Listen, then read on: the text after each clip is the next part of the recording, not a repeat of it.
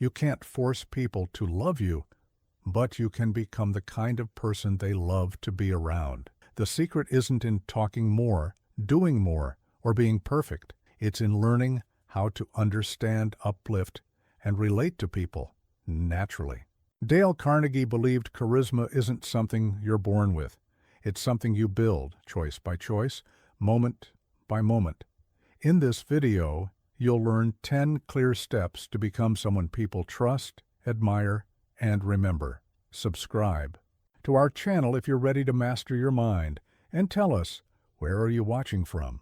Let me tell you about a remarkable woman I once met in Detroit. Sarah wasn't the loudest voice in the room, nor did she hold the most prestigious title. But everywhere she went, people gravitated toward her like moths to a flame. I watched her at a business conference, fascinated by how she turned a room full of strangers into friends within minutes. Her secret? She didn't just act interested, she was interested. Genuinely, deeply, unshakably interested in every person she met, you. See, most people make the same devastating mistake. They try to be interesting instead of being interested. They enter conversations armed with achievements, ready to impress. But here's what they don't understand. People don't remember what you say nearly as much as how you made them feel. Think about the last time someone truly listened to you. Not the half-hearted nods while they checked their phone. Not the glazed eyes waiting for their turn to speak. I mean, really listened. How did that make you feel? Important? Valued? Understood? That's the power of genuine interest. It's not a technique. It's a transformation. It's about shifting your entire focus from what can I say next to what can I learn here. Let me share 3 principles I've discovered over decades of teaching this art. First, approach every person as if they have a secret they're dying to share. Because they do. Everyone carries wisdom, stories, and insights that would astonish you, if only you'd ask. When you meet someone new, imagine they're about to tell you something that could change your life. This isn't just positive thinking, it's practical psychology. Second, learn to love the details. When someone mentions their hometown, don't just nod. Ask what it was like growing up there. When they reference their work, get curious about what draws them to it. These aren't interrogations, they're invitations to connect. Third, and this is crucial, fall in love with human nature itself. Every person you meet is fighting battles you know nothing about. They're carrying dreams you can't see. They're nursing wounds and celebrating victories that shaped who they are. When you truly understand this, being interested isn't work, it's wonder. I remember watching Sarah that day in Detroit. Someone mentioned they were from Montana, and her eyes lit up. "Montana," she exclaimed. "I've always wondered about life in Big Sky country. What's your favorite hidden gem there that tourists never find?" What followed wasn't just conversation, it was connection. Pure, authentic, memorable connection. But here's what most people don't understand about being genuinely interested. It's not just about asking questions. It's about creating space for answers. It's about listening with your eyes, your posture, your entire being. When someone speaks, do you give them your full attention, or are you already planning your response? The truth is, people can tell the difference between genuine interest and polite pretense. They can feel when you're present versus when you're just waiting for your turn. And that feeling, that sensation of being truly seen and heard, is what makes them want to be around you again and again. So here's your challenge. In your next 3 conversations, make it your mission to learn something fascinating about the person you're talking to. Not surface details, something meaningful, something that matters to them. Watch how they respond when they sense your genuine curiosity. Remember, you're not doing this to manipulate or to gain advantage. You're doing it because every human being is a universe of experiences waiting to be explored.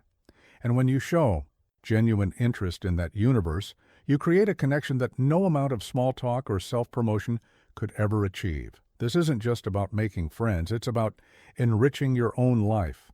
Because when you become genuinely interested in others, you'll find that the world becomes exponentially more interesting to you. Your life expands with every story you hear, every perspective you understand, every experience someone shares. And that, my friends, is how you begin to build relationships that last a lifetime. Have you ever noticed how the sweetest sound in any language is the sound of your own name? Think about it.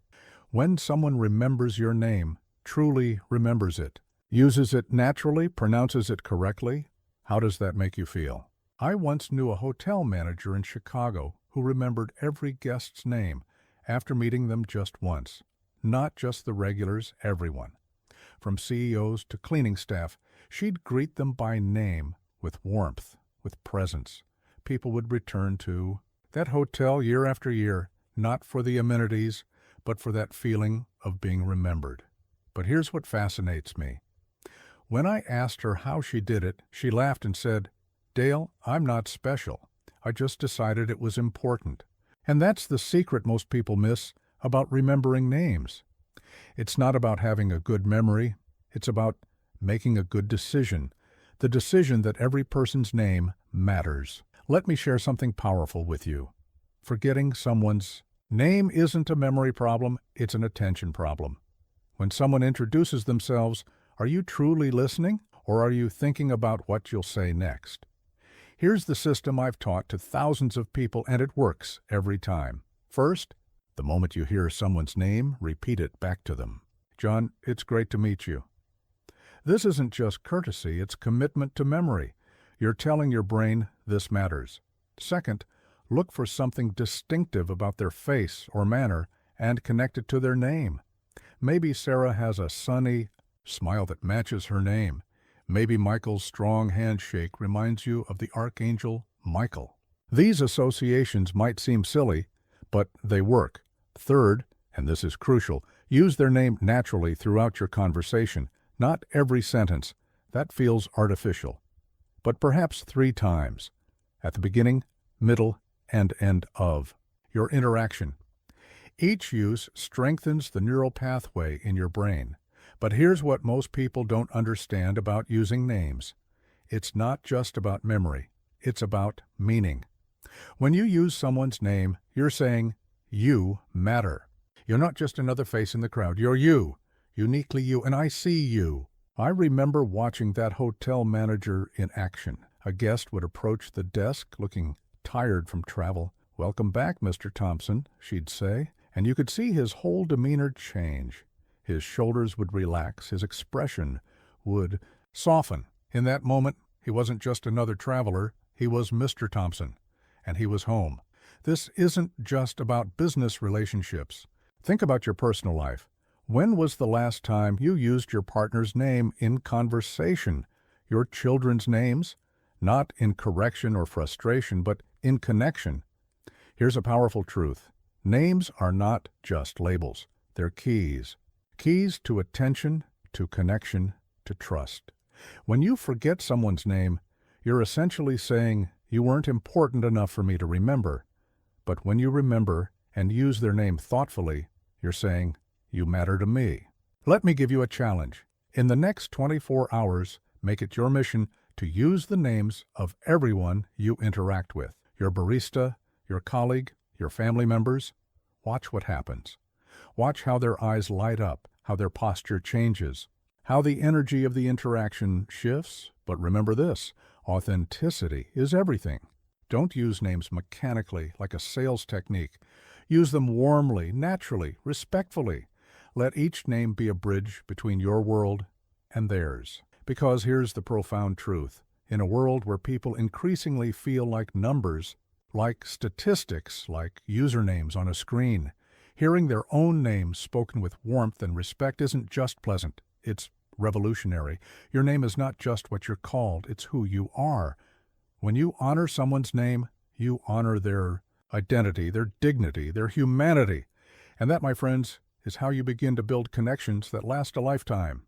Let me tell you about 2 conversations I witnessed that changed my understanding of listening forever. The first was at a high-powered business lunch in New York. 2 executives were talking, or rather, one was talking while the other checked. Emails, nodded occasionally, and threw in the occasional uh-huh. They spoke for 30 minutes, but never truly connected. The second conversation was between a grandfather and his 5-year-old granddaughter in a small diner in Kansas. He leaned in, eyes twinkling, as she told him about her day at kindergarten. He asked questions, reflected her emotions, shared her excitement about the caterpillar she'd found. They spoke for just 10 minutes, but the connection was profound. Here's what most people don't understand about listening. It's not a passive act. It's not about being quiet while someone else talks. Real listening, the kind that builds bonds and changes lives, is one of the most active things you'll ever do. Think about the last time you felt truly heard, not just listened to, but deeply understood. How rare is that experience? In our world of constant distractions and rushing thoughts, true listening has become almost revolutionary. Let me share with you the 3 levels of listening I've observed over my years of teaching. Level 1 is what I call surface listening. This is where most people live. They hear the words but miss the music. They're already planning their response while the other person is still speaking. Their body is present, but their mind is elsewhere. Level 2 is active listening. This is when you start engaging with what's being said. You ask questions, you nod, you show you're following along. This is good, but it's not enough. Level 3, this is where magic happens, is what I call presence listening. This is when you listen not just with your ears, but with your entire being. You tune into not just the words, but the emotions behind them, the hopes, the fears, the unspoken meanings. But here's what fascinates me about listening. The better you get at it, the more you realize how much you've been missing all along. Because people don't just communicate with words, they communicate with tone, with pace, with pauses, with what they don't say. I remember teaching a workshop where I asked participants to listen to their partners for 3 minutes without planning any response. Just listen. The results were extraordinary. People who thought they knew each other well discovered new depths. Why? Because for the first time, they were truly listening. Here's a powerful truth. When you really listen to someone, you give them the space to hear themselves. Sometimes the greatest gift you can give another person is the room to think out loud, to process, to discover what they really believe or feel. But let me warn you about something. Real listening can feel uncomfortable at first. There's a vulnerability in being fully present, in letting go of your mental preparations, and truly opening yourself to another person's world. But that discomfort? That's where growth happens. Let me share 3 practical steps to transform your listening today. First, practice what I call the 3-second rule. After someone finishes speaking, wait 3 seconds before responding. This isn't just about avoiding interruption. It's about creating space for deeper thought and meaning to emerge. Second, learn to listen with your questions. Don't ask to show how smart you are. Ask to understand. What was that like for you? How did that make you feel? What mattered most about that experience? Third, and this is crucial, learn to listen to silence. Often the most important things are said in the pauses between words. When you learn to be comfortable with silence, you give others the gift of time to find their truth. Here's a challenge for you. In your next important conversation, make it your mission to discover something new about the person you're talking to, even if you've known them for years. Not by asking more questions, but by listening more deeply to the answers. Remember this: everyone you meet knows something you don't. Everyone carries wisdom you need. Everyone has a story that could transform your understanding if only you would listen deeply enough to hear it. Because here's the profound truth. In a world full of noise, deep listening isn't just a skill, it's a form of love. It's saying to another human being, you matter, your thoughts matter, your feelings matter. And I'm here, fully here to understand. When you master this art of true listening, you'll find that people don't just tell you their words, they tell you their worlds. And that's where real connection begins. I once met a woman in Seattle who changed the entire atmosphere of a room just by walking into it. She wasn't particularly striking in appearance, didn't wear expensive clothes, and didn't announce herself with grand gestures. But people were drawn to her like flowers turning towards the sun. Her secret? She had mastered. What I call the whole-being smile. A smile that starts in your heart, lights up your eyes, and radiates through your entire presence. Now, let me be clear about something. I'm not talking about that artificial, painted-on smile we've all seen in sales meetings or forced social situations. That kind of smile doesn't fool anyone. In fact, it does more harm than good because it broadcasts insincerity. What I'm talking about is something far more powerful. A smile that comes from a place of genuine warmth and connection. Let me share with you what I've learned about this transformative force. Think about the last time someone gave you a genuine smile. Not a polite grimace, not a professional mask, but a real, warm, I'm glad you're here smile. How did it make you feel? Safe? Welcome? Valued? Here's what most people don't understand about smiling. It's not just an expression, it's an energy. When you smile with your whole being, you're not just moving facial muscles. You're creating a field of positive energy that others can feel. I remember watching that woman in Seattle as she moved through the conference.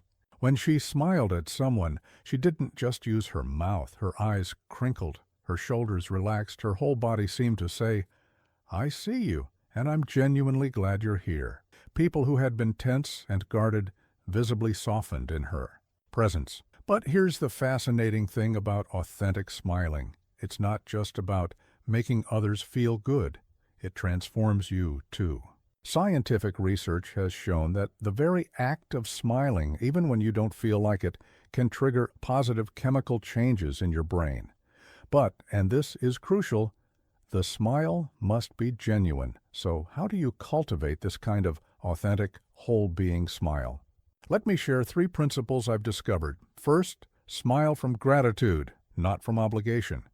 Before entering any situation, take a moment to find something you're genuinely thankful for. Let that gratitude fill you up and naturally overflow into your expression. Second, smile with your eyes first. The Japanese have a beautiful phrase for this. They call them smiling eyes. Practice in the mirror if you need to. Watch how your eyes naturally crinkle at the corners when you think of something that truly delights you. Third, and this is perhaps the most important, learn to smile at yourself first. Start each day by looking in the mirror and giving yourself a genuine, warm smile. It might feel awkward at first, but the simple practice can transform your entire day. But here's what fascinates me about the power of an authentic smile. It's not just about the moment of interaction. It's about the ripple effects. When you smile genuinely at someone, you give them permission to let down their guards, to be more authentic themselves. I witnessed this phenomenon in a hospital waiting room last year. A nervous young mother was trying to calm her fractious toddler. An elderly gentleman caught the child's eye and gave him the most wonderful grandfatherly smile. The child stopped crying and smiled back. The mother's shoulders relaxed. The entire atmosphere of the waiting room shifted. Here's a powerful truth. In a world that often feels cold and disconnected, a genuine smile is like a small act of healing. It says, you're safe here, you're welcome here, you matter. Let me give you a challenge. For the next 24 hours, make it your mission to smile with your whole being at least once in every interaction. Not the quick professional smile you use to get through the day, but a real warm, present smile that comes from your heart. But remember this, authenticity is everything. Don't try to manufacture warmth. Find it. Before each interaction, take a moment to connect with something that genuinely brings you joy. Let that joy flow naturally into your smile. Because here's the profound truth. A genuine smile is one of the few things in life that costs nothing but creates infinite value. It's a light that brightens 2 lives at once, the smiler and the smiled upon. When you master this art of the whole being smile, you'll find that people don't just respond to your expression, they respond to your energy. And that's where real connection begins. Let me tell you about two salespeople I once observed in a high-end jewelry store in Chicago. The first spent 15 minutes telling a customer about the technical specifications of a watch, the movement, the complications, the premium materials. The customer nodded politely and left. The second salesperson took a different approach with another customer. Instead of launching into features, she asked, "What's the special occasion?" When the customer mentioned it was for his 25th wedding anniversary, she shifted the entire conversation to love, commitment, and creating memories. The watch became not just a timepiece, but a symbol of a quarter century of shared life. Guess which salesperson made the sale?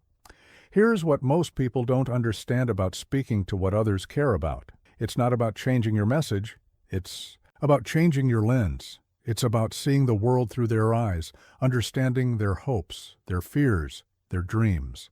Think about the last time someone really connected with you in conversation. Chances are they weren't just talking.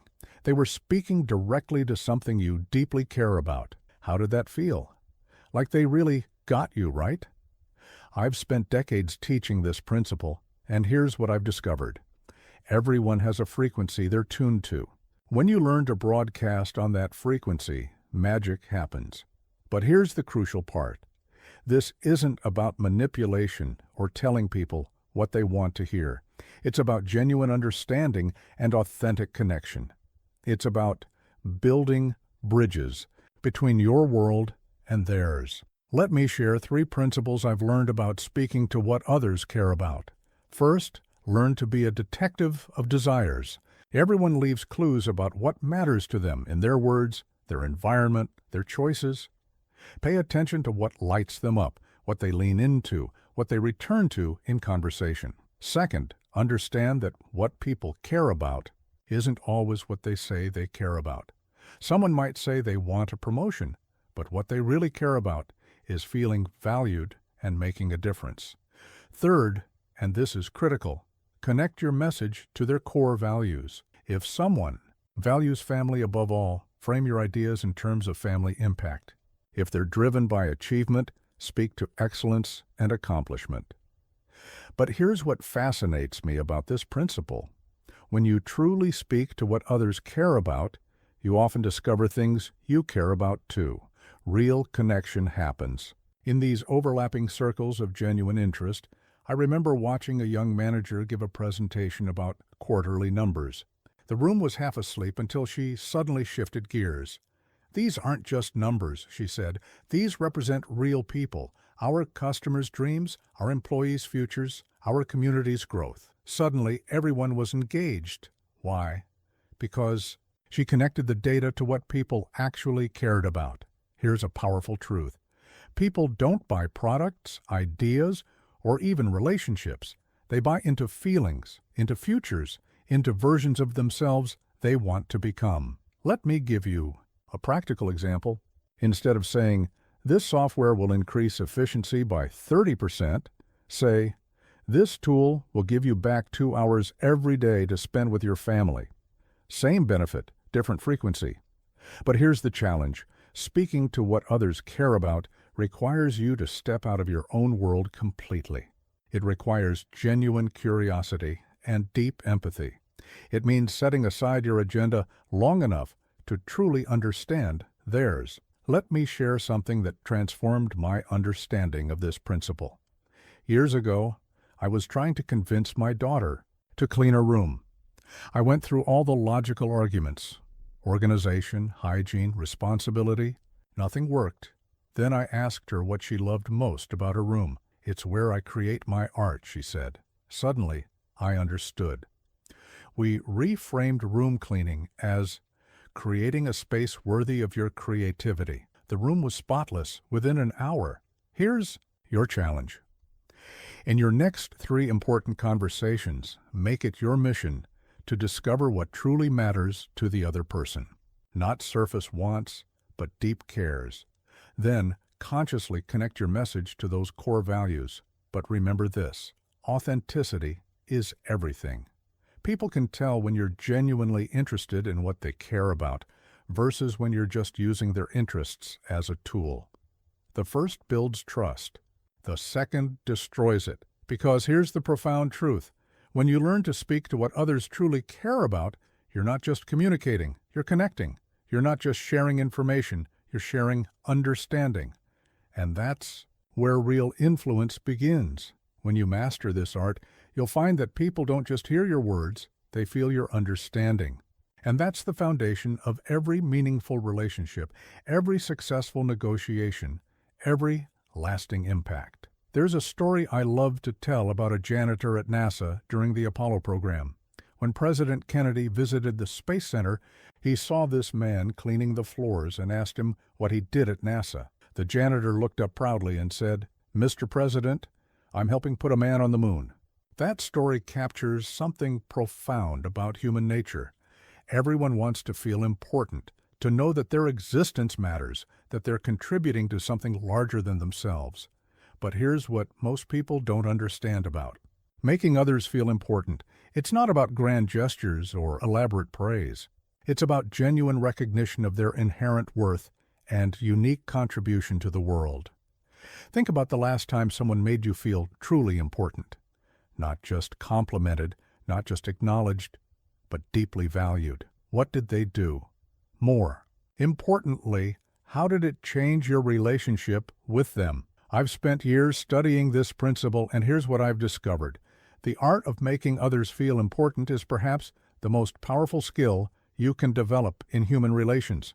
But, and this is crucial, it must be genuine. Let me share 3 fundamental truths about making others feel important. First, everyone, absolutely everyone, has something worthy of genuine appreciation. Your task is not to manufacture importance, but to discover it. It's already there, waiting to be recognized. Second, importance isn't about status or achievement. It's about impact. The barista who remembers your order and greets you with warmth each morning might have a greater positive impact on your day than the CEO of a Fortune 500 company. Third, and this is perhaps the most crucial, making others feel important isn't a technique, it's a way of seeing. It's about training yourself to recognize and acknowledge the value in every person you meet. But here's what fascinates me about this principle. When you genuinely make others feel important, you often discover new dimensions of importance in yourself. It's as if by recognizing the light in others, you brighten your own. I remember watching a master teacher work with a struggling student.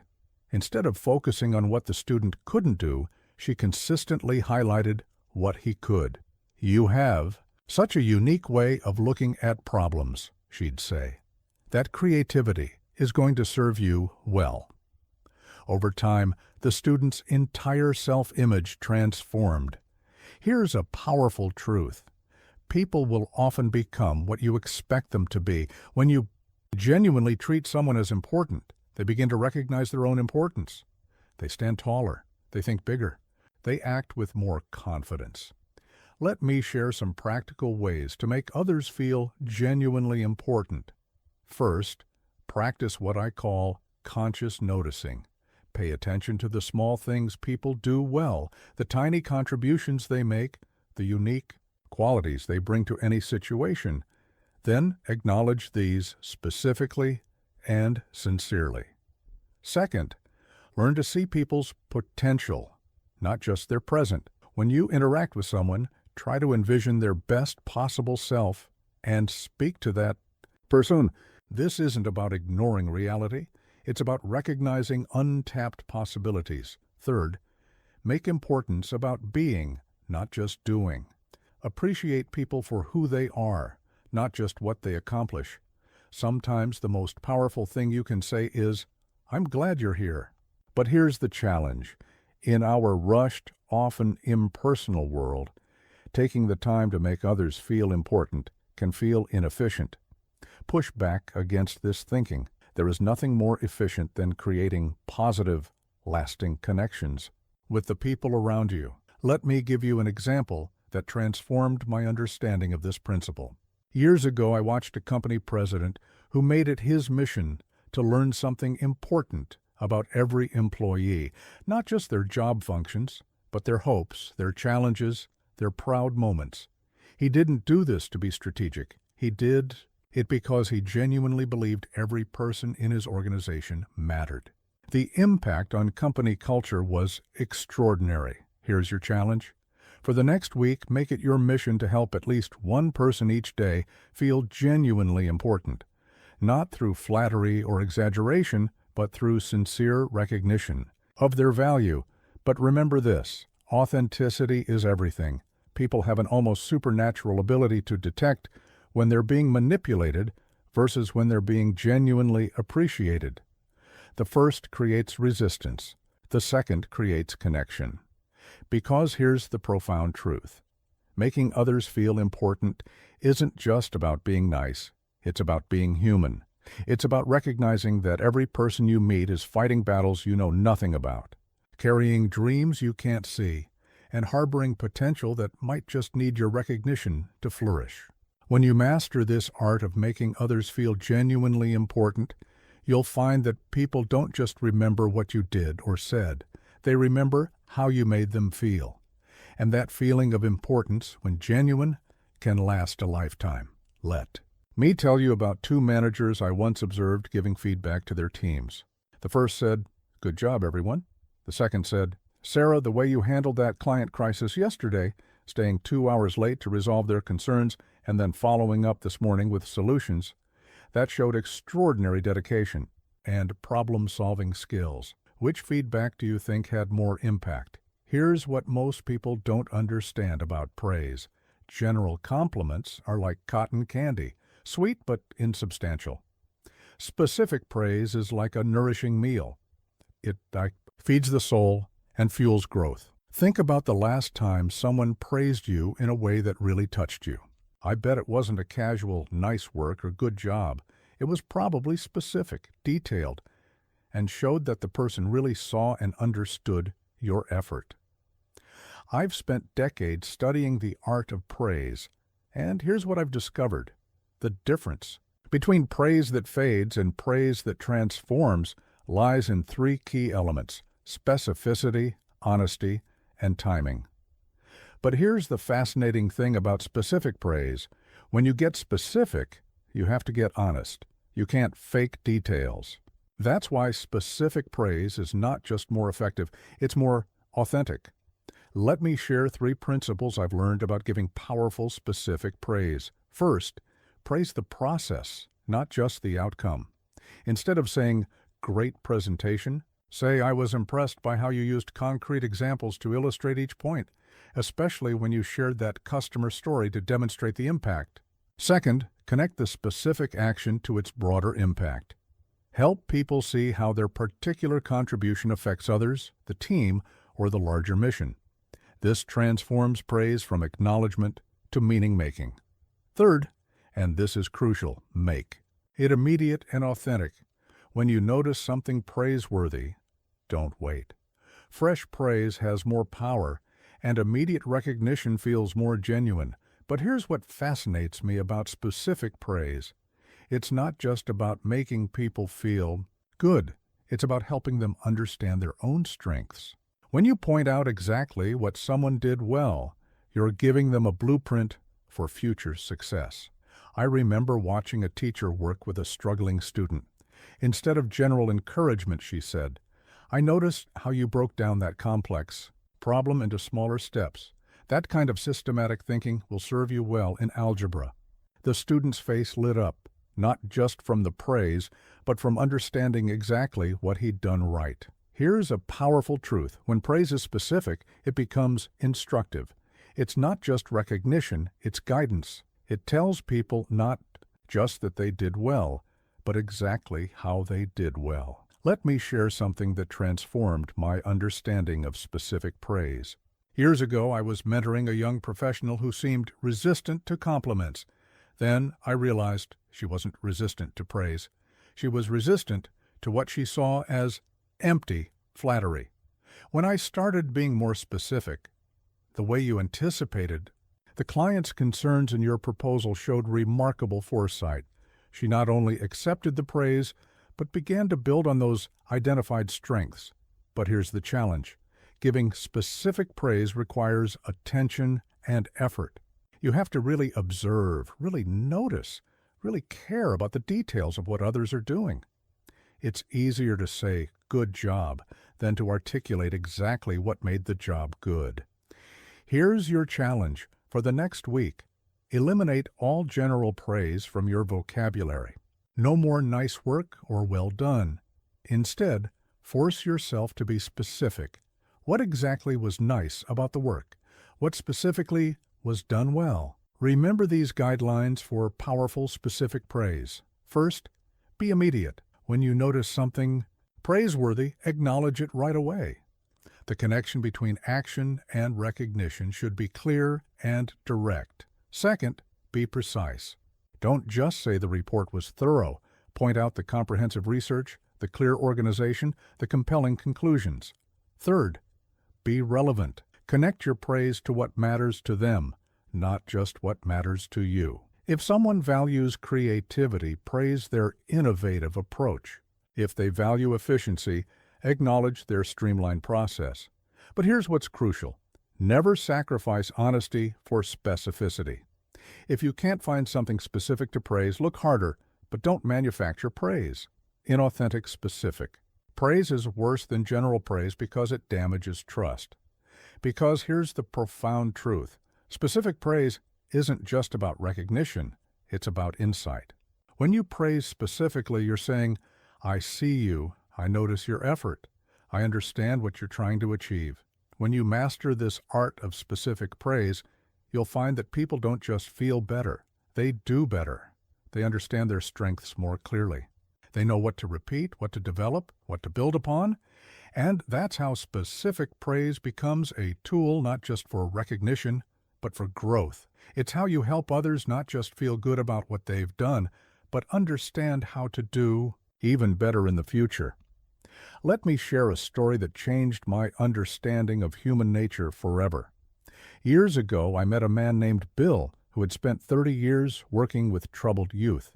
His success rate was remarkable. Kids who'd been written off by everyone else transformed under his guidance. His secret? "I never criticize," he told me.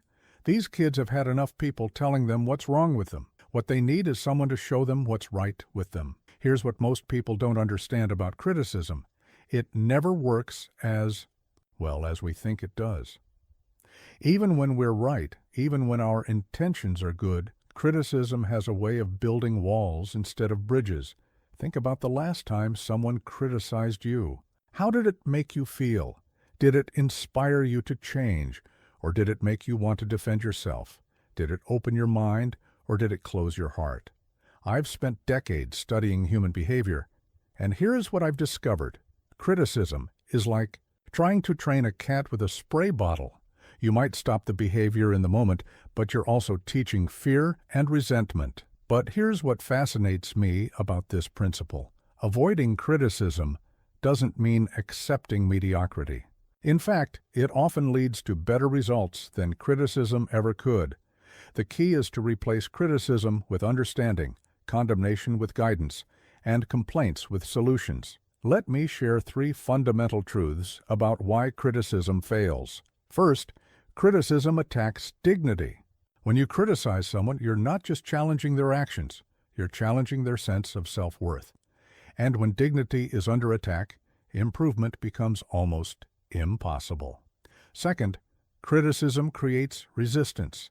It's basic human nature. The moment we're criticized, we start building defenses. These defenses don't just block the criticism, they block the possibility of change. Third, and this is crucial, criticism focuses on the past, which no one can change, instead of the future, which is full of possibilities. But here's the challenge. How do you maintain high standards without criticism? How do you address problems without complaining? How do you deal with genuine mistakes without condemnation? Let me share what I learned from watching Bill work with those troubled youth. Instead of saying, "You're always late," he'd say, "I've noticed you have so much energy in the afternoon sessions. What if we found a way to bring that same energy to our morning meetings?" Here's a powerful truth.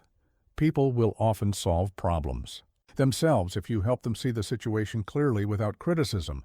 The moment you criticize, you create resistance. The moment you understand, you create possibility. Let me give you practical alternatives to criticism. Instead of criticizing a mistake, ask, what can we learn from this? Instead of condemning a behavior, express how it affects you. When meetings start late, I worry about completing our goals. Instead of complaining about what's wrong, focus on what's possible. I believe we can find a better way to handle this. But here's what's fascinating. When you stop criticizing others, you often find yourself becoming less self-critical too.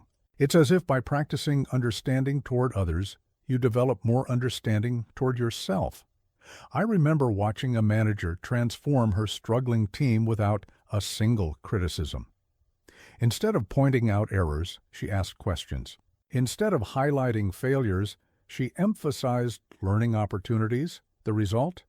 Her team became more innovative, more collaborative, and more successful than ever before. Here's your challenge. For the next week, eliminate criticism, condemnation, and complaint from your vocabulary entirely.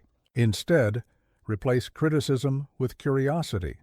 I'm interested in understanding what led to this decision. Replace condemnation with collaboration. How can we work together to find a better approach? Replace complaints with contributions. Here's what I think might help. But remember this, avoiding criticism doesn't mean avoiding difficult conversations. It means having them in a way that preserves dignity and opens possibilities, rather than closing them. Because here's the profound truth. Criticism is often more about the critic than the criticized. When we criticize, we're often expressing our own frustrations, fears, or unmet expectations. When we understand this, we can choose a better way. Let me share something that transformed my understanding of this principle. I once watched a father dealing with his teenage son's messy room. Instead of the usual criticism, he said, "Son, I know you're creative and intelligent. I'm curious, what kind of system could you design to keep your room as dynamic as you are while still being organized?" The response was remarkable. The son, instead of getting defensive, got interested. Together, they created an organization system that actually worked, not because of criticism, but because of collaboration. When you master this art of replacing criticism with understanding, you'll find that people don't just perform better, they grow more. They don't just comply, they engage. They don't just change their actions, they transform their perspectives. And that's how real, lasting change begins, not through criticism, but through understanding, not through condemnation, but through collaboration, not through complaint, but through contribution. Let me tell you about two leaders I once observed handling the same type of crisis. Both their teams had missed a crucial deadline that affected an important client. The first leader called a meeting and spent an hour detailing everything his team had done wrong. The second leader started differently.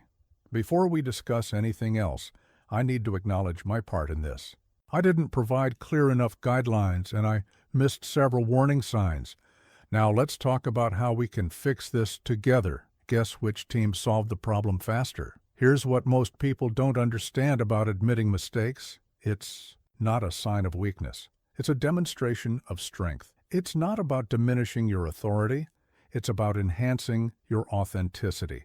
Think about the last time someone in authority admitted a mistake to you. How did it affect your perception of them? Did they lose your respect or did they gain it? I've spent years studying this principle, and here's what I've discovered. The ability to admit mistakes first is one of the most powerful tools in human relations. But, and this is crucial, it must be genuine, timely, and followed by action. Let me share 3 fundamental truths about admitting mistakes. First, when you admit your mistakes first, you disarm potential conflict. It's like releasing pressure from a valve. The tension dissipates, making room for solutions rather than accusations. Second, admitting mistakes shows emotional intelligence and self-awareness. It tells others that you're secure enough in yourself to acknowledge imperfection.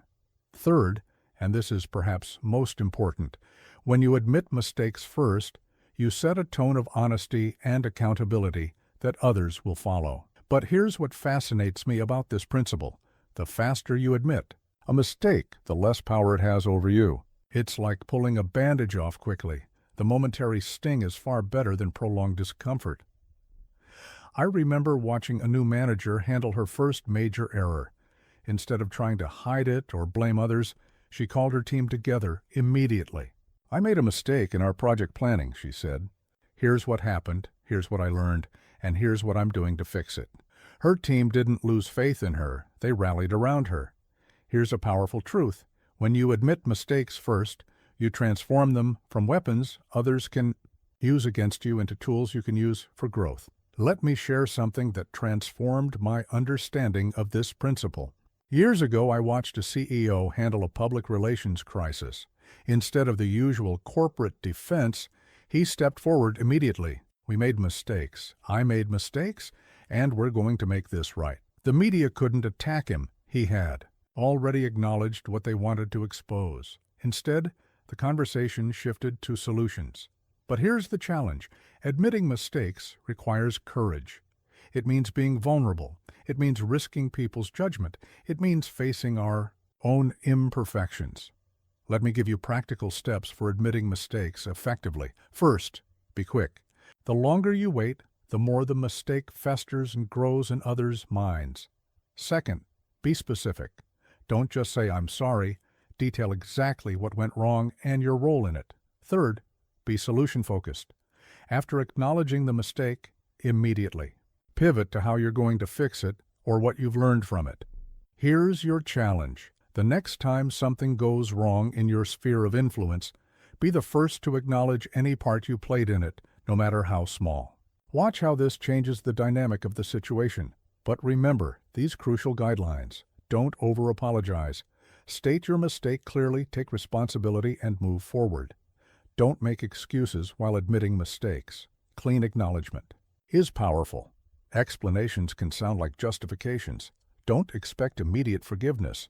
Give people time to process your admission, because here's the profound truth. Admitting mistakes isn't just about clearing the air, it's about building trust. Every time you acknowledge a mistake first, you demonstrate that you value truth over ego, growth over perfection, relationships over reputation. Let me share an example that illustrates this perfectly. I once worked with a father who was struggling to connect with his teenage daughter. Their breakthrough came when he admitted something. "I've been trying to fix your problems," he told her, "when what you really needed was for me to listen. That was my mistake, and I want to do better." That simple admission changed their entire relationship. Why? Because it shifted the dynamic from judgment to understanding, from perfection to growth. When you master this art of admitting mistakes, first, you'll find that people don't just forgive more readily, they trust more deeply. They don't just accept your imperfections, they respect your honesty, and that's how admitting mistakes becomes not a sign of weakness, but a source of strength, not a diminishment of authority, but a foundation for authentic leadership. Let me tell you about two team leaders I once observed launching the same new initiative. The first gathered his team and outlined exactly what needed to be done, when, and how. His instructions were clear, detailed, and precise. The second leader took a different approach. She presented the goal and then asked, "How do you think we could best achieve this?" The first team did exactly what they were told. The second team did something extraordinary. Here's what most people don't understand about leadership. Telling people what to do might get the job done, but asking questions gets people invested in finding solutions, and invested people don't just complete tasks. They create breakthroughs. Think about the last time someone gave you a direct order versus when they asked for your input. Which approach made you feel more valued? Which one sparked your creativity and commitment? I've spent decades studying human behavior, and here's what I've discovered. The art of asking questions instead of giving orders isn't just about being nice, it's about being smart. It's about unlocking the collective intelligence and creativity of your team. But here's what fascinates me about this principle. Good questions don't just get answers. They change how people think. They transform followers into problem solvers, employees into innovators. Let me share 3 fundamental truths about the power of questions. First, questions engage the mind, while orders engage only the hands. When you ask someone, "How would you handle this?" you're not just getting their action, you're getting their thinking. Second, questions create ownership. When people help develop a solution, they become invested in its success. They're no longer just following orders, they're pursuing their own ideas. Third, and this is crucial, questions reveal possibilities that orders might never uncover. Your team often knows things you don't, sees angles you can't, and has insights. I remember watching that second leader's team tackle their challenge. Instead of just executing a plan, they began exploring possibilities their leader hadn't even considered. Why? Because she asked, "What do you see that I might be missing?" Here's a powerful truth. When you ask the right questions, you don't just get answers, you get commitment. You don't just get compliance, you get creativity. Let me share something that transformed my understanding of this principle. Years ago, I watched a master craftsman training an apprentice. Instead of just demonstrating and instructing, he constantly asked questions. "What do you notice about how this wood grain runs? How do you think this joint could be stronger?" The apprentice wasn't just learning techniques. He was learning to think like a craftsman. But here's the challenge. Asking questions instead of giving orders requires patience.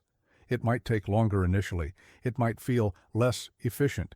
It requires trust in your team's ability to find solutions. Let me give you practical question alternatives to common orders. Instead of "do this by Friday," ask, "What timeline do you think is realistic for this?" Instead of "use this method," ask, "What approach do you think would work best?" Instead of "fix this problem," ask, "What do you think is causing this issue?" Here's your challenge. For the next week, try to replace every order you would normally give with a thoughtful question. Watch how this changes the dynamic of your interactions. But remember these crucial guidelines for effective questions. Make them open-ended. How would you approach this? Is better than "can you do this?" Make them genuine. Don't ask questions when you've already decided on the answer. Make them empowering. Frame questions that help people discover their own capabilities. Because here's the profound truth. Questions aren't just about getting information, they're about developing people. Every time you ask instead of tell, you're not just solving a problem, you're building a problem solver. Let me share an example that illustrates this perfectly. A mother I worked with was frustrated with her children's messy playroom. Instead of ordering them to clean up, she asked, "How could we make it easier to keep your toys organized?" The children designed their own organization system, complete, with labeled bins and cleanup games. Not only did the room stay cleaner, but the children developed problem-solving skills they could apply elsewhere. This principle works in every context. In business, questions like, "What do our customers really need?" spark innovation better than directives like, "Increase sales by 20%. In relationships, "How can we make this work for both of us?" Build stronger solutions than "do it my way."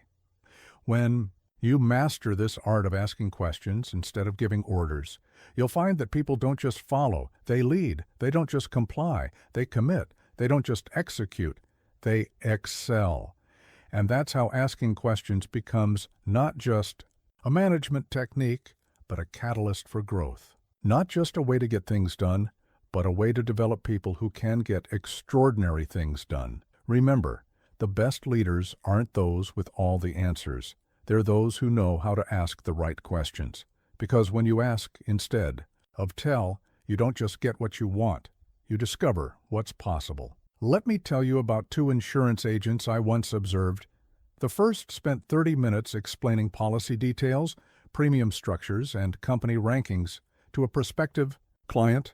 The second asked the client about his children, learned he had a daughter starting college next year, and then discussed how the right policy could ensure her education would be protected, no matter what happened. Guess which agent made the sale? Here's what most people don't understand about talking in terms of others' interests. It's not just about being polite or showing curiosity. It's about creating genuine connection through shared focus. It's about building bridges between what you want to say and what they want to hear. Think about the last time someone spoke directly to your interests, your passions, your concerns. How quickly did you engage? How much more deeply did you listen? I've spent years studying this principle, and here's what I've discovered. When you talk in terms of others' interests, you're not just being strategic, you're being human. You're acknowledging that every person's world is, to them, the most important world there is. But here's what fascinates me about this principle. When you truly focus on others' interests, you often discover connections and opportunities you never would have seen otherwise.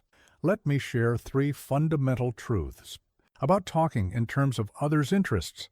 First, everyone is tuned to their own frequency. If you want to be heard, you need to broadcast on that frequency. What matters to them? What keeps them up at night? What makes their eyes light up? Second, interests aren't just hobbies or professional goals. They're deeply personal concerns, hopes, and fears. When you speak to these deeper interests, you create deeper connections. Third, and this is crucial, genuine interest in others' interests can't be faked. You have to develop real curiosity about what matters to other people. I remember watching a young salesperson transform her approach. Instead of launching into her standard pitch about investment products, she started asking people about their dreams for retirement. Suddenly, she wasn't selling financial products, she was helping people build their future. Here's a powerful truth. When you talk in terms of others' interests, you're not just changing your words, you're changing your perspective. You're shifting from self-focused to other-focused, from broadcasting to connecting. Let me share something that transformed my understanding of this principle. Years ago, I watched a father trying to get his son interested in history. The boy was obsessed with baseball, and the father was getting nowhere until he started teaching history through baseball statistics, player stories, and how the game evolved over time. Suddenly, history came alive for his son. But here's the challenge. Talking in terms of others' interests requires us to step outside our own world completely. It means setting aside our agenda long enough to truly understand what matters to them. Let me give you practical steps for mastering this art. First, become a detective of interests. Pay attention to what people mention repeatedly, what they get excited about, what they spend their time and money on. Second, create connection points between their interests and your message. If someone loves gardening, frame your ideas in terms of growth, nurturing, and patience. Third, let their interests guide your examples and metaphors. Speaking to an artist, talk about creativity and vision. Speaking to an athlete, focus on performance and achievement. Here's your challenge. In your next 3 important conversations, start by discovering what truly matters to the other person. Then frame everything you say in terms of those interests. But remember these crucial guidelines. Don't fake interest. Develop it. Real curiosity can't be counterfeited. Don't hijack their interests. Connect with them. If they mention hiking, don't launch into your hiking stories. Ask about their experiences. Don't assume, investigate. Just because someone works in finance doesn't mean money is their primary interest. Because here's the profound truth. When you talk in terms of others' interests, you're not just communicating, you're connecting. You're not just sharing information, you're sharing understanding. Let me share an example that illustrates this perfectly. A manager was struggling to get her team excited about a new documentation process. Instead of focusing on corporate requirements, she learned about each team member's frustrations with the current system. She then showed how the new process would solve their specific pain points. Compliance jumped from 20% to 95% in 1 month. This principle works everywhere. In relationships, talking about what matters to your partner strengthens bonds. In parenting, connecting with your children's interests opens channels of communication. In business, understanding client interests transforms transactions into partnerships. When you master this art of talking in terms of others' interests, you'll find that people don't just listen, they engage. They don't just hear, they connect. They don't just understand, they care. And that's how talking in terms of others' interests becomes not just a communication technique, but a way of building lasting relationships. Not just a way to be heard, but a way to be remembered. Remember, everyone's favorite subject is their own interests. When you make their interests your interest, you don't just gain their attention, you gain their trust, their respect, and often their friendship. Let me tell you about two business partners I once observed during a heated discussion about their company's new logo. The first insisted on his preferred design, arguing every point, defending every detail. The second, though equally invested, noticed his partner's deep emotional attachment to a particular element and said, "You know what? You might be right about that color scheme. Let's go with your version." The result? The logo discussion ended. Their partnership strengthened, and their business flourished. Here's what most people don't understand about letting others win. It's not about being weak or submissive. It's about being wise.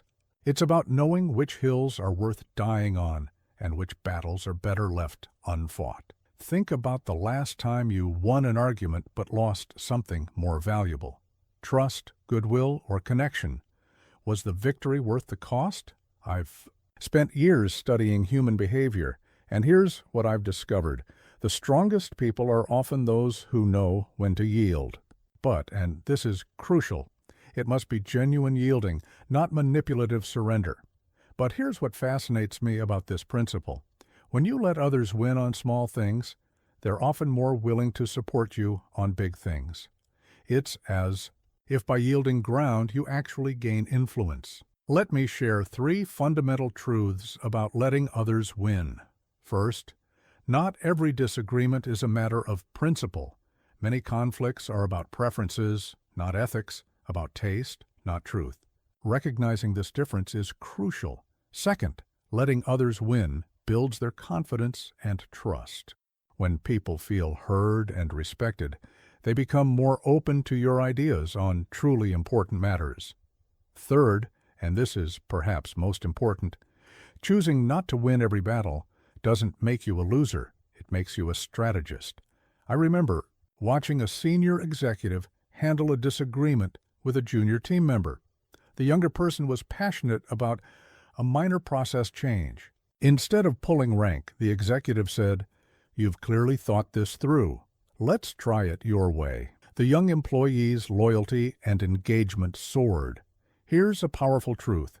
When you let others win thoughtfully, you often end up winning something more valuable: respect, trust, and willing cooperation. Let me share something that transformed my understanding of this principle. Years ago, I watched a marriage counselor work with a couple locked in constant conflict. She asked them to list their arguments from the past week and rate each one's importance from 1 to 10. They discovered that 80% of their fights were over things they both rated below a 5. But here's the challenge. Letting others win requires us to control our ego, to rise above our need to be right. It means choosing relationship over victory, long-term gains over short-term wins. Let me give you practical guidelines for knowing when to let others win. First, ask yourself, will this matter in a year? If not, consider yielding. Second, evaluate the relationship cost. Is winning this point worth the potential damage to the relationship? Third, consider the other person's emotional investment. Sometimes what seems trivial to you matters deeply to them. Here's your challenge. For the next week, consciously look for opportunities to let others win on small matters. Watch how this changes your relationships. But remember these crucial principles. Don't yield on matters of ethics or core values. Don't make your yielding obvious or martyred. Don't keep score. This isn't about trading wins. It's about building trust. Because here's the profound truth. Letting others win when it doesn't matter isn't just about avoiding conflict. It's about building social capital. It's about creating an environment where cooperation replaces competition. Let me share an example that illustrates this perfectly. A mother was constantly fighting with her teenage daughter about room cleanliness. One day, she decided to let go of her specific vision of clean and accept her daughter's version, as long as there was nothing unsanitary. The fight stopped, and gradually the daughter began asking for organizing advice. This principle works in every context. In business, letting a colleague take credit for a shared idea can build a powerful ally. In relationships, accepting your partner's preference for small decisions can create space for deeper harmony. Think about it like a bank account. Every time you let someone else win on something small, you're making a deposit in the relationship. Bank.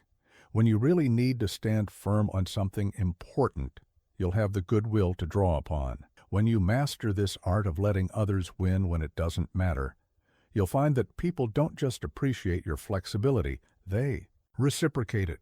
They don't just accept your influence, they seek it. And that's how letting others win becomes not a sign of weakness, but a source of strength. Not a surrender of power, but a sophisticated use of it. Remember, true strength isn't about winning every battle. It's about choosing which battles matter.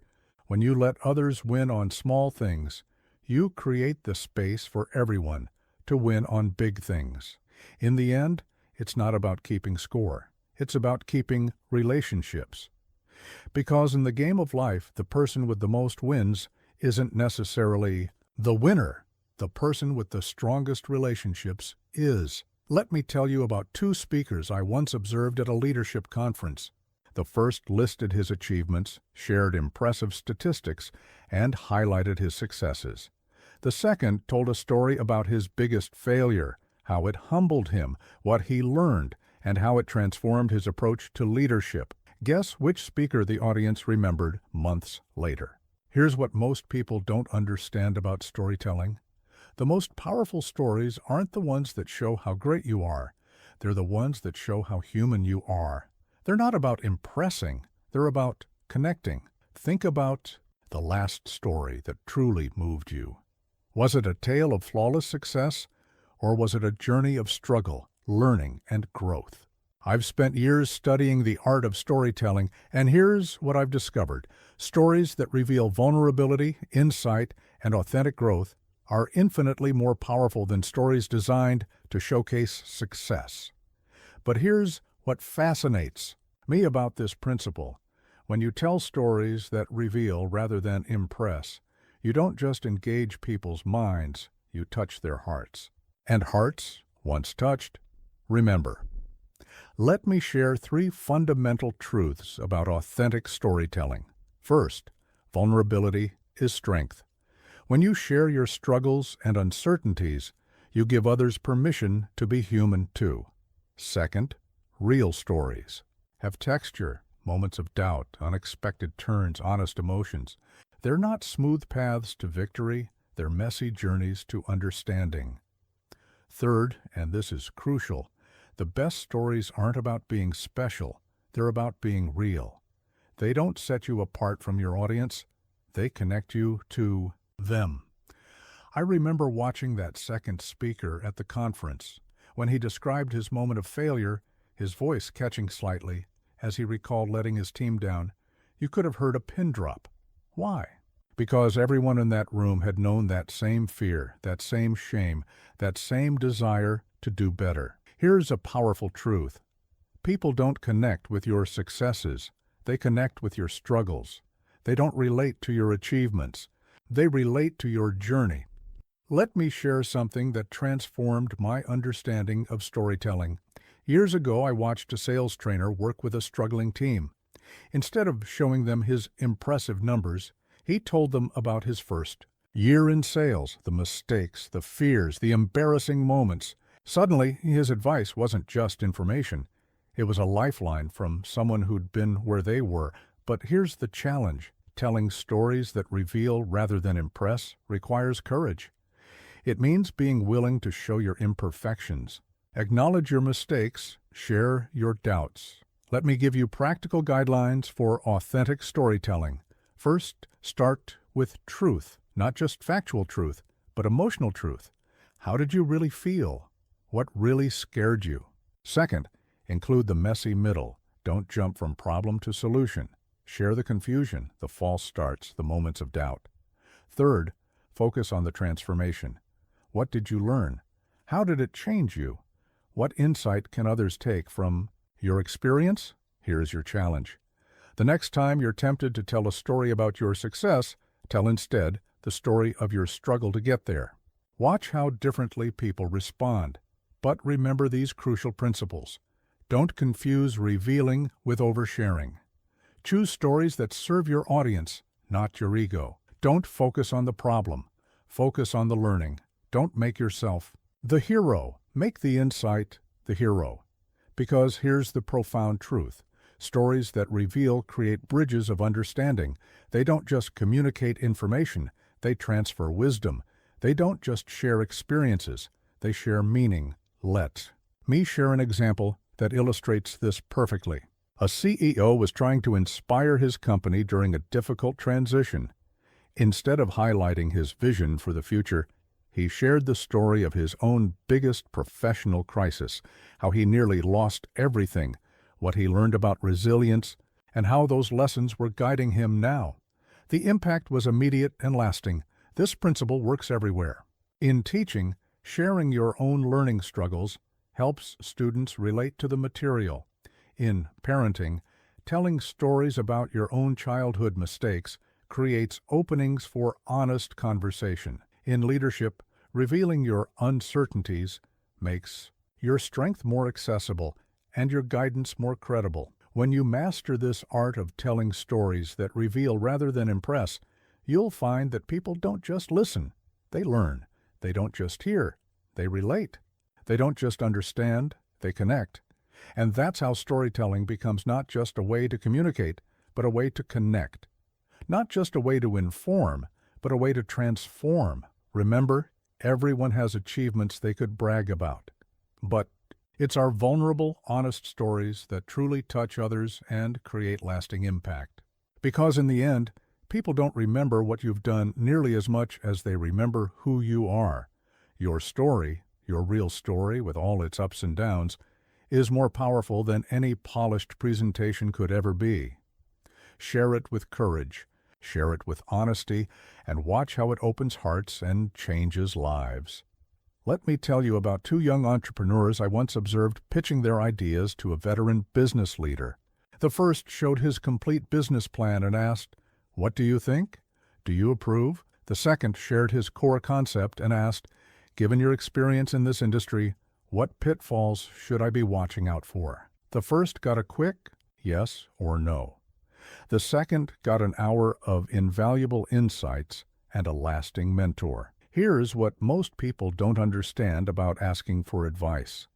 It's not just about getting input, it's about building relationships. When you ask for approval, you're seeking a transaction. When you ask for advice, you're initiating a partnership. Think about the last time someone genuinely sought your advice. How did it make you feel? Valued, respected, eager to help? I've spent years studying human behavior, and here's what I've discovered. Asking for advice doesn't show weakness. It shows wisdom. It doesn't diminish your authority. It expands your perspective. But here's what fascinates me about this principle. When you ask for advice instead of approval, you often get both. Plus, something even more valuable, investment in your success. Let me share 3 fundamental truths about asking for advice. First, it honors the other person's experience. When you ask for advice, you're saying, "I value your wisdom. I respect your journey. I can learn from you." Second, it creates emotional investment. When people give advice, they become personally invested in your success. They want their wisdom to bear fruit. Third, and this is crucial, it opens doors to deeper relationships. Approval is a one-time transaction. Advice is the beginning of an ongoing dialogue. I remember watching that second entrepreneur's relationship with the business leader evolve. What started as a simple request for advice became a rich mentorship, then a partnership, then a friendship. Why? Because he didn't just want a stamp of approval. He wanted to learn. Here's a powerful truth. When you ask for advice, you're not just getting answers, you're getting allies. You're not just solving problems, you're building connections. Let me share something that transformed my understanding of this principle. Years ago, I watched a new manager take over a challenging team. Instead of asserting her authority, she went to each team member and asked, "What advice would you give me to be successful in this role?" The team didn't just accept her leadership, they became invested in it. But here's the challenge. Asking for advice requires genuine humility. It means admitting you don't have all the answers. It means being willing to learn from others, regardless of their position or status. Let me give you practical guidelines for asking for advice. First, be specific. Don't ask, "What should I do?" Ask, "Given your experience with this, what should I be most careful about?" Second, show you've done your homework. Share your thinking first, then ask for guidance on specific aspects. Third, follow up. Let people know how their advice helped you. This closes the loop and strengthens the relationship. Here's your challenge. In your next 3 important decisions, seek advice before seeking approval. Watch how this changes the dynamic and the depth of support you receive. But remember, these crucial principles. Don't ask for advice when you've already decided. People can tell when you're not genuinely open to input. Don't ignore the advice you receive. You don't have to take it all, but you should consider it thoughtfully. Don't limit yourself to obvious experts. Sometimes the best advice comes from unexpected sources. Because here's the profound truth. Asking for advice isn't just about getting information. It's about building a network of support. Every time you ask for advice, you're not just solving a problem, you're strengthening a relationship. Let me share an example that illustrates this perfectly. A father was struggling to connect with his teenage daughter. Instead of laying down rules, he asked her advice. "How can I be a better dad to a teenager? What do you wish I understood better?" The conversation that followed transformed their relationship. This principle works in every context. In business, asking for advice from employees builds engagement and uncovers valuable insights. In relationships, seeking advice from your partner shows respect for their perspective and creates deeper understanding. When you master this art of asking for advice instead of approval, you'll find that people don't just support your decisions, they support your success. They don't just offer opinions, they offer partnership. And that's how asking for advice becomes not just a way to get input, but a way to build relationships. Not just a way to solve problems, but a way to create connections that last. Remember, the smartest person in the room isn't the one with all the answers. It's the one who knows how to ask for advice. Because when you ask for advice, you're not just getting guidance, you're getting advocates. In the end, success isn't just about making the right decisions. It's about having the right people supporting those decisions. And asking for advice is how you build that support, one relationship at a time. Let me tell you about 2 managers I once observed handling the same situation. A typically high-performing employee whose work had suddenly declined in quality. The first manager assumed the employee had lost motivation and immediately launched into a stern performance review. The second manager started with a simple question. "I've noticed some changes lately. Help me understand what's going on." The first manager never learned that the employee was dealing with a family health crisis. The second manager not only discovered the real issue, but found ways to support the employee through a difficult time, earning lasting loyalty in the process. Here's what most people don't understand about curiosity. It's not just about gathering information, it's about opening doors. When you assume, you close doors. When you're curious, you create possibilities. Think about the last time someone made an assumption about you versus when someone was genuinely curious about your perspective. Which approach made you feel more understood, more valued, more willing to engage? I've spent years studying human interaction, and here's what I've discovered. Curiosity is not just an attitude, it's a skill, and like any skill, it can be developed and refined. But here's what fascinates me about this principle. When you lead with curiosity instead of assumption, you often discover that reality is far more interesting and far more nuanced than anything you could have assumed. Let me share 3 fundamental truths about leading with curiosity. First, assumptions are shortcuts that often lead to dead ends. They might save time initially, but they frequently cost more in misunderstandings and missed opportunities. Second, curiosity creates space for truth to emerge. When you ask instead of assume, you give people the chance to share their reality, rather than conform to your expectations. Third, and this is crucial, genuine curiosity is a form of respect. It says, I don't presume to know your story. I'm interested in understanding your perspective. I remember watching that second manager's relationship with their employee evolve. By leading with curiosity, they didn't just solve a temporary performance issue, they built a stronger, more trusting relationship that benefited both parties long term. Here's a powerful truth. When you replace assumptions with curiosity, you don't just learn more, you connect more deeply. You don't just gather information, you build understanding. Let me share something that transformed my understanding of this principle. Years ago, I watched a teacher working with a problem student.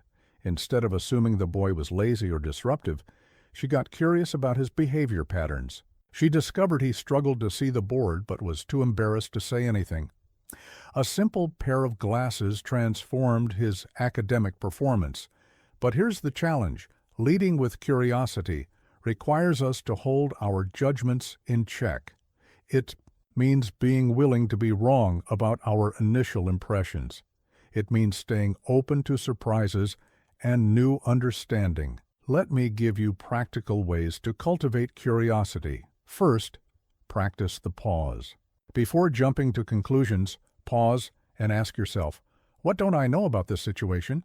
Second, use open-ended questions. Instead of, don't you think you should? Ask, what factors are you considering? Third, listen for what's not being said. Curiosity isn't just about asking questions. It's about being attuned to the unspoken. Here's your challenge. For the next week, catch yourself every time you make an assumption. Replace that assumption with a curious question. Watch how this changes your interactions and understanding. But remember these crucial guidelines. Don't use questions as disguised judgments. What were you thinking? Isn't curiosity. It's criticism in question form. Don't abandon your expertise. Combine it with curiosity. Your experience matters, but it shouldn't blind you to new information. Don't forget to be curious about positive situations too. Understanding why things go right can be just as valuable as understanding why they go wrong. Because here's the profound truth. Curiosity is not just a way of learning, it's a way of connecting. Every time you choose curiosity over assumption, you create an opportunity for deeper understanding and stronger relationships. Let me share an example that illustrates this perfectly. A sales executive was frustrated with a client who kept declining their best offers. Instead of assuming the client was being difficult, she got curious. Help me understand what success looks like for you. The answer revealed completely different priorities than she had assumed, leading to a solution that worked for everyone. This principle works in every context. In relationships, curiosity can break through long-standing conflicts. In business, it can uncover hidden opportunities. In leadership, it can transform team dynamics. When you master this art of leading with curiosity instead of assumption, you'll find that people don't just share information, they share insights. They don't just give answers, they offer understanding. And that's how curiosity becomes not just a way of learning, but a way of leading. Not just a tool for gathering information, but a means of building trust and understanding. Remember, assumptions might save you time, but curiosity will save your relationships. Because when you lead with curiosity, you don't just learn about others, you learn with them. And that shared journey of discovery creates bonds that mere knowledge never could. In the end, the most powerful question isn't why, but tell me more, because in those 3 words, You open the door to understanding, connection, and possibilities you might never have imagined. Let me tell you about two receptionists I once observed in the same medical building. The first processed patients efficiently, checking them in and out with professional courtesy. The second did something remarkable. She remembered details about each person's life, offered words of encouragement, and made sure every patient left feeling a little better than when they arrived. Years later, patients still asked about that second receptionist by name. Here's what most people don't understand about human interaction. Every encounter, no matter how brief, is an opportunity to elevate someone's experience of life. It's not just about what you do, it's about how you leave people feeling. Think about someone who consistently makes you feel better after every interaction. What do they do differently? How do they transform ordinary moments into meaningful connections? I've spent decades studying human behavior, and here's what I've discovered. Leaving people better than you found them isn't just a nice idea, it's a transformative practice that changes both the giver and receiver. But here's what fascinates me about this principle. When you consciously try to leave people better than you found them, you often find yourself becoming better in the process. Let me share 3 fundamental truths about elevating others. First, every interaction is an opportunity for impact. Whether it's a minute or an hour, you have the power to influence how someone feels about themselves and their day. Second, small acts can have lasting effects. A moment of genuine attention, a word of specific encouragement, a gesture of unexpected kindness. These can echo long after the interaction ends. Third, and this is crucial, leaving people better than you found them isn't about grand gestures. It's about consistent, genuine care expressed in small ways. I remember watching that second receptionist work. She didn't just process paperwork, she processed people's experiences. A nervous patient would leave feeling calmer. A discouraged patient would leave with renewed hope. A rushed patient would leave feeling centered. Here's a powerful truth. When you focus on leaving people better than you found them, you don't just improve their moment, you contribute to their momentum. Every positive interaction builds their reservoir of resilience and hope. Let me share something that transformed my understanding of this principle. Years ago, I watched a coffee shop owner handle a crisis when their espresso machine broke down during rush hour. Instead of just apologizing for the inconvenience, he turned it into an opportunity to connect with his customers, sharing stories and making them laugh. People who came in frustrated left smiling, many saying it was their best coffee shop experience without even getting coffee. But here's the challenge. Leaving people better than you found them requires presence and intention. It means being willing to invest energy in each interaction to see the person behind the transaction. Let me give you practical ways to elevate others. First, practice what I call active blessing. Consciously look for ways to add value to each interaction, whether through a word of encouragement, a moment of genuine attention, or a helpful insight. Second, become aware of emotional weather. Learn to read the energy people bring and consider how you might help shift it toward the positive. Third, master the art of the uplift, small gestures that acknowledge, appreciate, or encourage others in specific, meaningful ways. Here's your challenge for the next week. Make it your mission to have every person you interact with feel better after encountering you than they did before. But remember these crucial guidelines. Don't confuse surface positivity with genuine elevation. Fake cheerfulness doesn't lift people up. Authentic connection does. Don't overlook the power of listening. Sometimes the greatest gift you can give is your full attention. Don't forget to include yourself. You can't consistently elevate others if you're depleting yourself, because here's the profound truth. Leaving people better than you found them isn't just about being nice. It's about being transformative.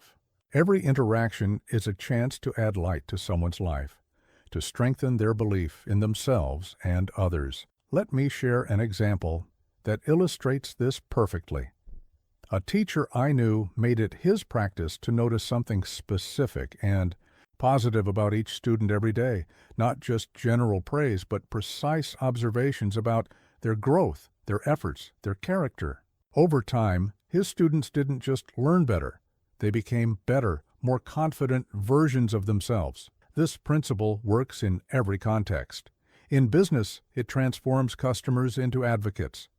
In leadership, it turns employees into inspired contributors. In relationships, it deepens connection and trust.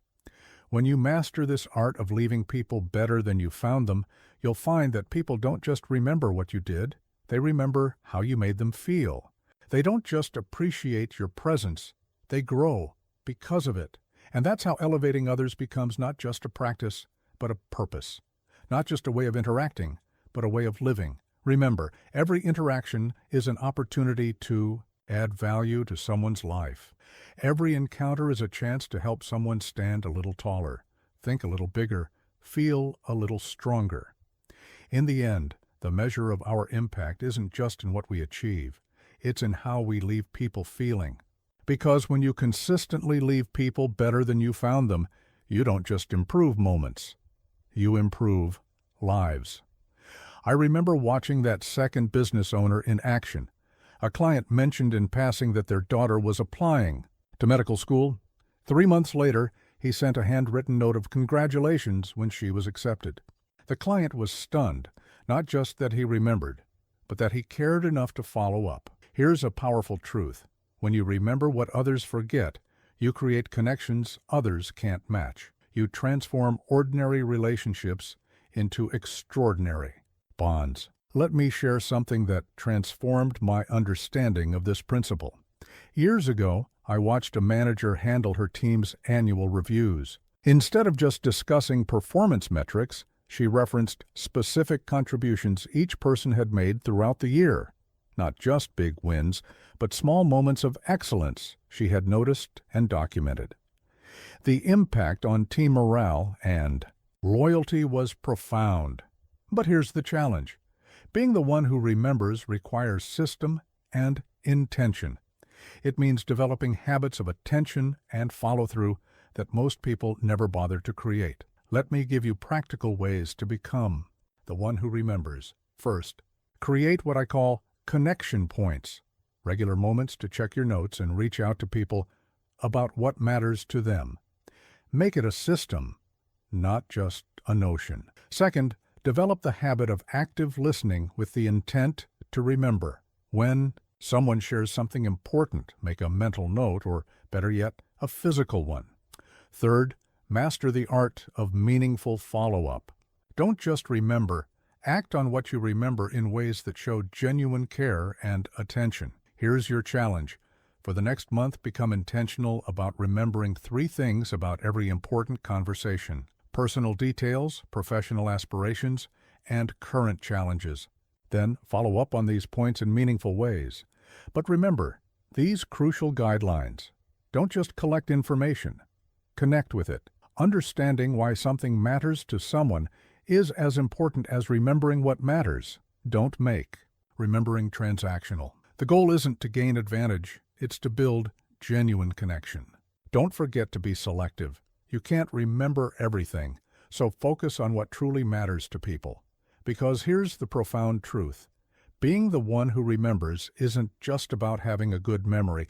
It's about being a good human. It's about showing people that their lives, their stories, their hopes and fears matter enough to be remembered. Let me share an example that illustrates this perfectly.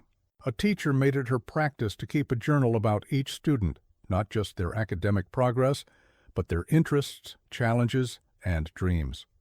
Years later, her students didn't just remember what she taught them, they remembered how she made them feel known and valued. This principle works in every context. In business, remembering client preferences and priorities builds unshakable loyalty. In friendships, remembering important dates and details deepens connections.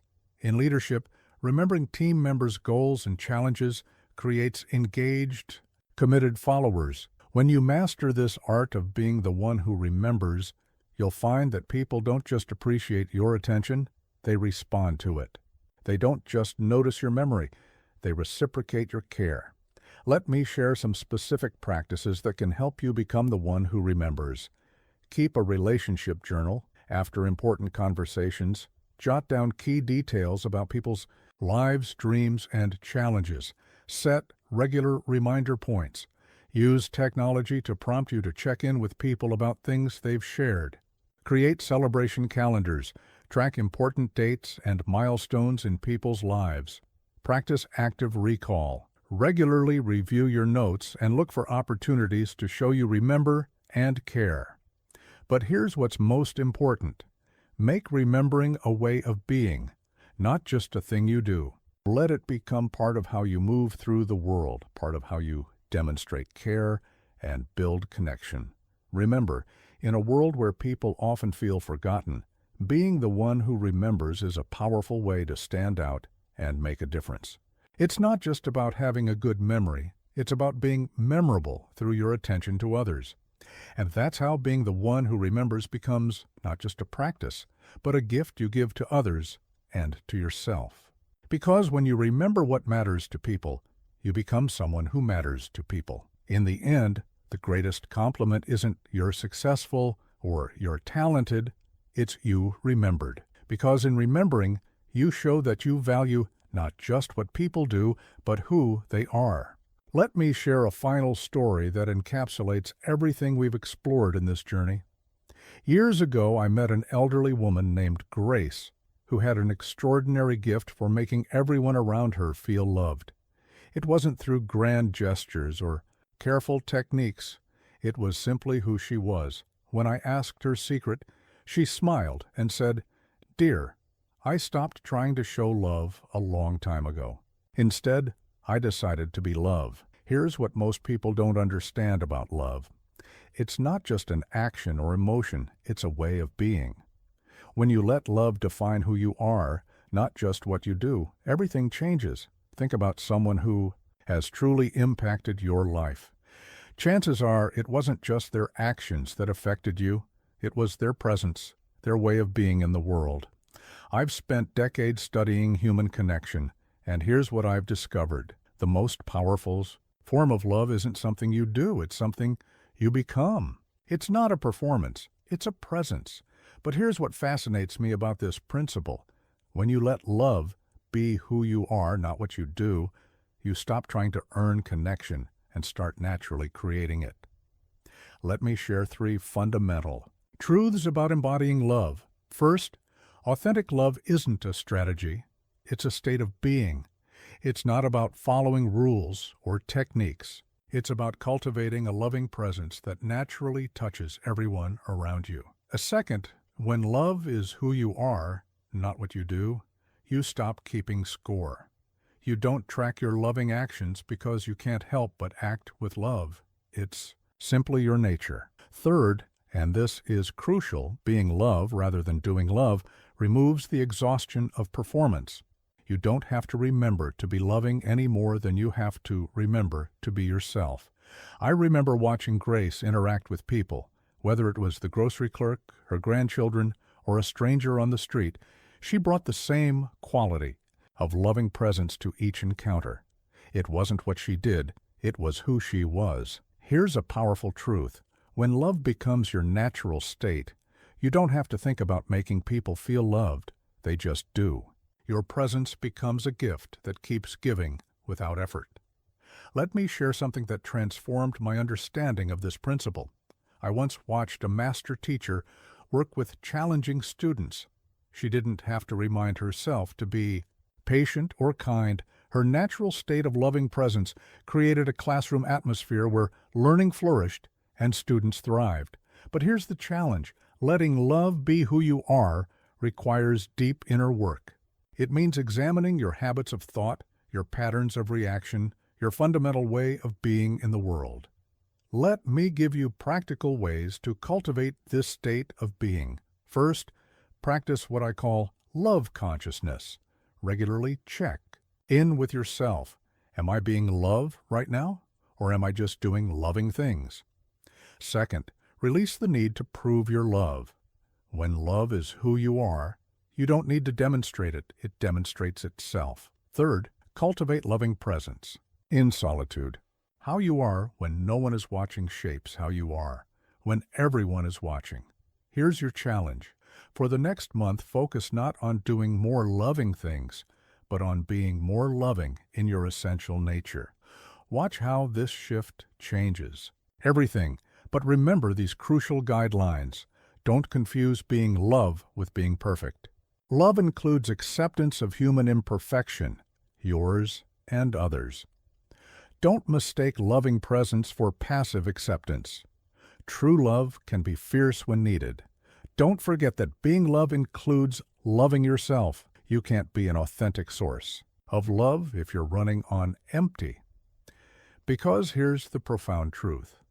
When love becomes who you are, not just what you do, you transform not just your relationships, but your entire experience of life. You move from effort to ease, from performance to presence. Let me share an example that illustrates this perfectly. A business leader transformed his company not by implementing new loving policies, but by embodying love in his leadership. He didn't have to remind himself to care about his employees. His natural state of loving presence created a culture where everyone felt valued and inspired. This principle works in every context. In relationships, being love creates deeper connection than doing loving things. In work, being love creates more impact than following loving protocols. In life, being love creates more fulfillment than accumulating loving actions. When you master this art of letting love be who you are, you'll find that people don't just respond to your actions, they respond to your presence. They don't just appreciate what you do, they're transformed by who you are. And that's how love becomes not just something you give, but something you are. Not just something you do, but something you radiate. Remember, in the end, it's not about becoming someone who knows how to love. It's about becoming love itself. Because when love is who you are, everything you do becomes an expression of love, naturally and effortlessly. This is where our journey together ends, but it's where your real journey begins.